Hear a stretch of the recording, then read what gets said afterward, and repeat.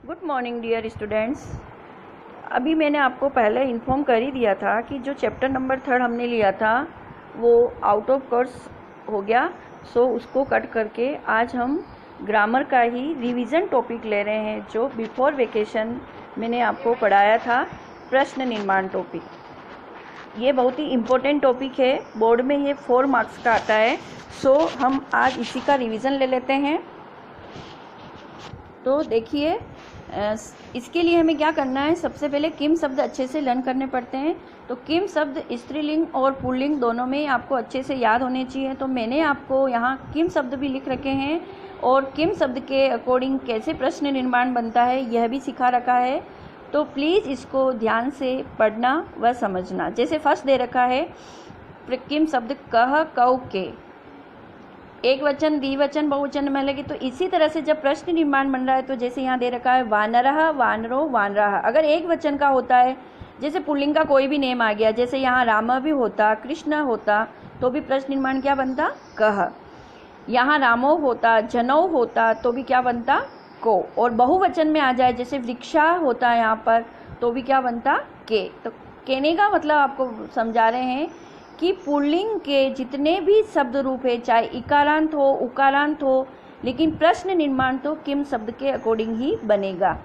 Next दे रखा है कम, कौ, कान, केन काव्याम कैः, कस्मे काव्याम केभ्य, कस्मात् काव्याम केभ्य, कस्य कयोः केसाम, कस्मिन् कयो केसु।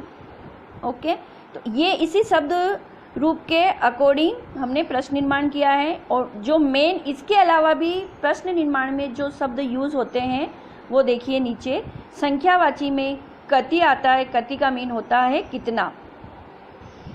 स्थानवाचक कोई प्लेस वाला वर्ड हो जाए तो वहाँ बनता है कुत्र या कुआ।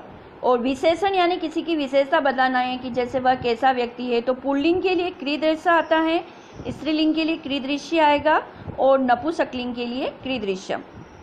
इसी तरह से किसी के लिए टाइम के लिए हो कि भाई वह कब स्कूल जाएगा, वह कब आएगा, तो उसके लिए समयवाचक में कदा यूज होता है।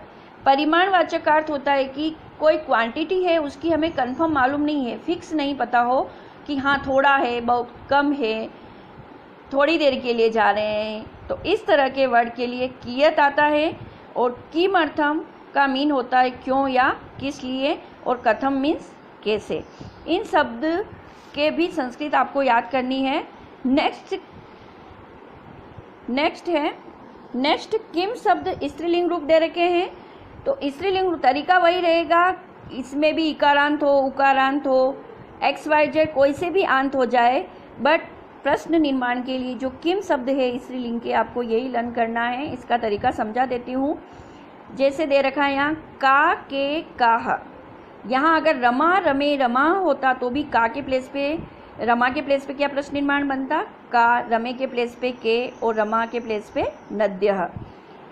काम के काह, कया काव्याम काव्यः, कस्य काव्याम काव्यः, कस्याः काव्याम काव्यः, कस्याः कयो कासाम, कस्याम कयो कासु।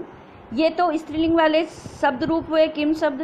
तो इसको याद करने से आपको जितने भी शब्द रूप जो स्त्रीलिंग के बने हुए, उन वर्ड के नीचे आपको यही प्रश्न निर्माण का वर्ड लगाना है, जिससे आपका आंसर एकदम राइट हो जाएगा। तो आज आपका यही वर्क है कि किम शब्द अच्छे से लर्न करना और प्रश्न निर्माण टॉपिक सीखना। Okay, thank you, have a nice day.